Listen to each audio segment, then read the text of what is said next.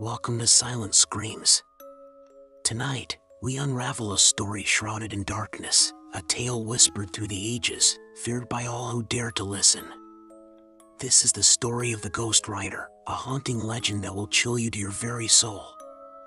So sit back, turn off the lights, and let the shadows consume you. It was a cold, misty night, the kind where the air clings to your skin like a damp shroud. The road was desolate, stretching endlessly into the fog. No sound, save for the distant rustle of wind in the trees, disturbed the eerie stillness. A traveler, his name forgotten to time, was making his way home. His lantern swung loosely by his side, the faint glow barely piercing the darkness. The traveler was a man of reason, a skeptic who scoffed at the tales of ghosts and specters told around the village fires. But as the night grew darker, the road seemed to change. The trees leaned closer, their gnarled branches forming shapes that mocked human figures. The air turned colder, each breath escaping his lips in a cloud of mist. It started subtly, a distant echo of hooves on cobblestones. He paused, looking over his shoulder. The sound faded, leaving only silence. Shaking his head, he pressed on, dismissing it as his imagination. But the sound returned, louder this time, steady and unyielding.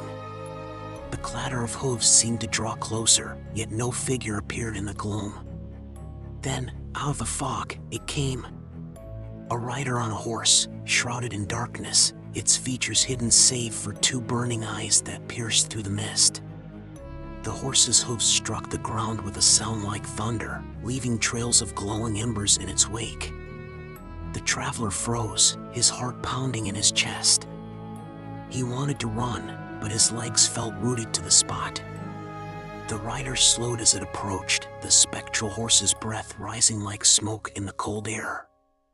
The traveler's lantern flickered violently, casting erratic shadows that seemed to dance with the figure's every move. He tried to speak, to call out, but no sound escaped his lips. The rider stopped a few feet away, the glowing eyes boring into him, unblinking. Suddenly, the lantern went out. Darkness swallowed the road, and with it, the rider disappeared. The traveler stood alone, his breath shallow and rapid. He convinced himself it had been a trick of the fog, a figment of his imagination. But as he reached for the lantern to relight it, he felt something cold brush against his arm. He spun around, but there was nothing there. The journey home became a nightmare. The sound of hooves followed him, always at a distance, always just beyond the veil of fog.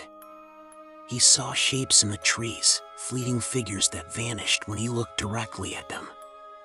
The air grew heavier, as if unseen eyes were watching his every step. Then he saw it again, the rider. It was standing at a crossroads ahead, motionless, waiting. The traveler's instinct screamed at him to turn back, to flee, but the road behind was swallowed by darkness. There was no choice but to move forward. As he approached, the rider raised an arm, pointing down the left path. The traveler hesitated, glancing toward the right. The rider's gesture became more insistent, its form shimmering as if it would vanish and reappear at will. Summoning what little courage he had left, the traveler followed the rider's direction. The path was narrower, the trees denser, their branches clawing at the sky. Shadows moved unnaturally, shifting against the lantern's faint glow. The air felt thick, oppressive, as if the forest itself was alive and malevolent. As he walked, he noticed a strange light ahead, flickering like fire. It wasn't the warm, inviting glow of a campfire, but something colder, almost metallic. He quickened his pace, drawn by curiosity and fear in equal measure. The light revealed a clearing, and in its center stood an ancient, crumbling statue of a rider on a horse, its eyes inlaid with a substance that glowed faintly. The resemblance to the spectral figure was undeniable. A low whisper filled the air, unintelligible at first but growing louder, the words forming a chant in a language the traveler didn't understand. The ground beneath the statue began to crack, faint streams of light seeping through. He stepped back, his heart racing as the whispers turned into a deafening roar. The light intensified, and from the cracks emerged a mist, swirling and coiling like living tendrils. The mist seemed to take shape, forming figures that danced around the clearing. They were translucent, their faces twisted in agony. The traveler could only watch, paralyzed by fear. Suddenly, one of the figures turned toward him, its eyes locking onto his. It screamed, a sound that pierced through his very soul. The other figures followed, their faces now clear and horrifying. They reached out with hands that seemed to stretch and elongate unnaturally, grasping for him. The traveler stumbled backward, his lantern crashing to the ground. He turned and ran, the sound of the figures' screams echoing in his ears. The path seemed endless, the trees closing in, their branches clawing at his clothes and face. He could feel the figures behind him, their cold breath brushing against his neck. As he ran, the ground beneath him began to shift, the roots of the trees twisting and writhing like serpents. He tripped, falling hard onto the path. Turning over, he saw them, the ghostly figures towering over him, their mouths open in silent screams. And behind them, the rider appeared, its glowing eyes fixed on him once more. The traveler scrambled to his feet, but his legs felt like lead.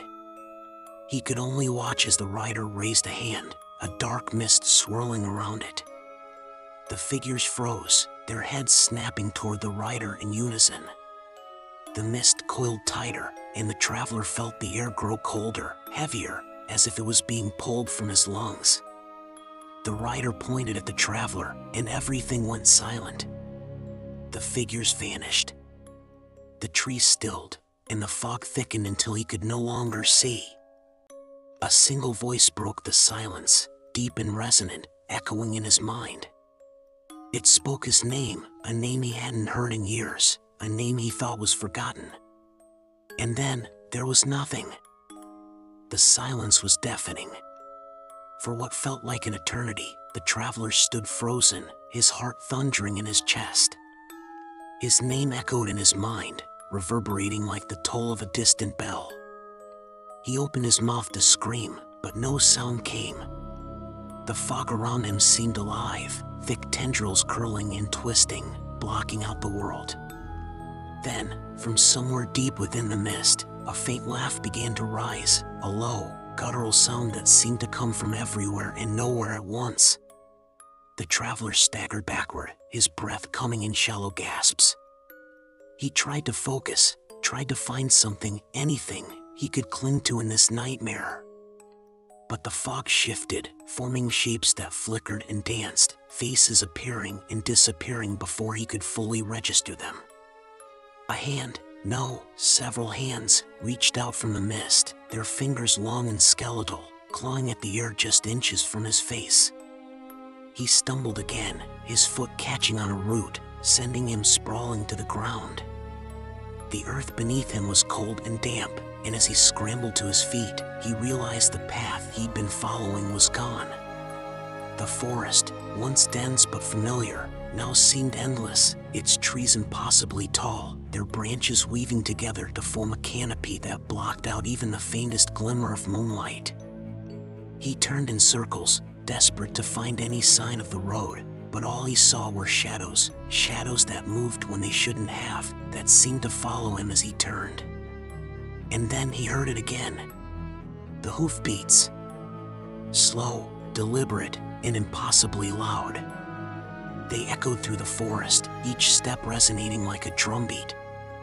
He turned toward the sound, his lantern, though dim and flickering, his only source of comfort. The hoofbeats grew louder, closer, until he could feel the vibrations in the ground beneath his feet. Through the fog, the rider emerged once more. The horse's skeletal frame was now more defined, its hollow eyes glowing with an unnatural fire. The rider sat tall, shrouded in a cloak that seemed to ripple like smoke, its edges fading into the night. The traveler's knees buckled, and he fell to the ground, his body trembling uncontrollably. The rider raised an arm, pointing at him with a hand that was little more than bone, its fingers curling as if beckoning him forward. "No," the traveler whispered, his voice cracking. "Leave me alone." The rider did not move, but the horse took a step closer, its hooves sparking against the ground. The traveler scrambled backward, his hands clawing at the dirt.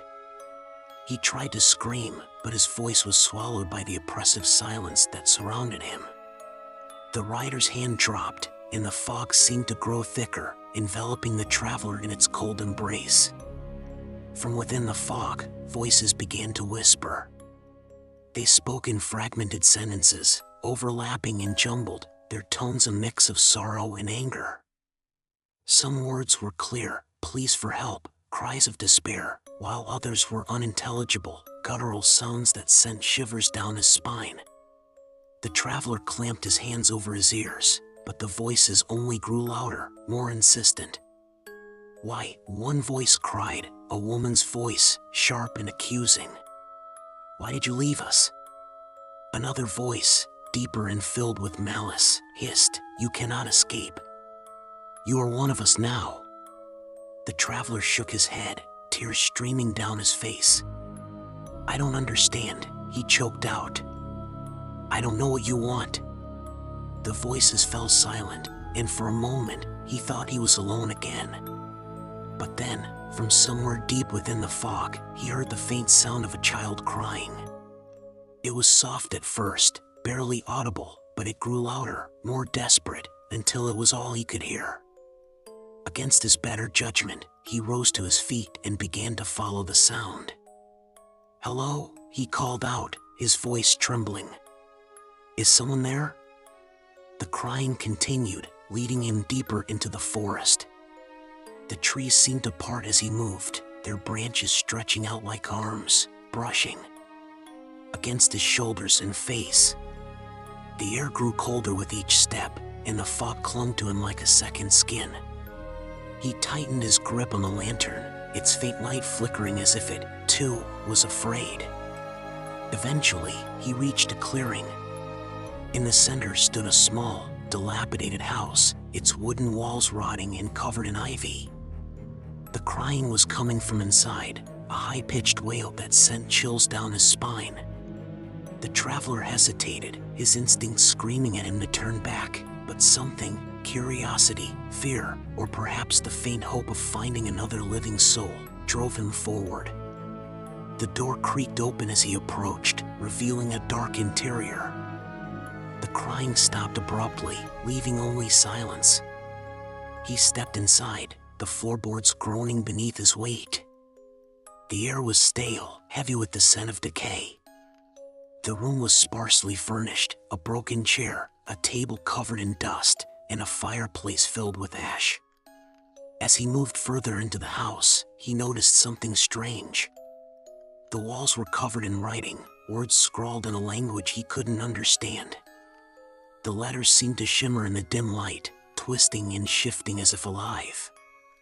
He reached out to touch them, but as his fingers grazed the surface, a sudden jolt of pain shot through his hand. He yanked it back, his heart racing. Behind him, the door slammed shut. He spun around, the lantern shaking in his grip. A figure stood in the corner, its back to him. It was small, childlike, its shoulders hunched as if sobbing. The traveler's breath caught in his throat. Are you okay?" he asked, his voice barely above a whisper. The figure didn't respond. Slowly, it began to turn, its movements jerky and unnatural. When it finally faced him, the traveler felt his blood run cold. Its face was pale and gaunt, its eyes hollow sockets that seemed to pull him in. Its mouth opened wide, too wide, and from its throat came a sound that was not a scream but a deep, guttural growl. The traveler stumbled backward, tripping over the table. The lantern fell from his hand, its light extinguished as it hit the floor. Darkness swallowed the room, and the growling grew louder, closer. He scrambled to his feet, his hands fumbling for the door, but it wouldn't budge. A cold hand grabbed his shoulder, its grip impossibly strong. He turned, his eyes wide with terror, and saw the child's face inches from his own. Its mouth twisted into a grotesque smile, and it whispered, "You shouldn't have come here." The room exploded with light, blinding and cold. The traveler felt himself being pulled backward, his body weightless and helpless. And then, everything went black.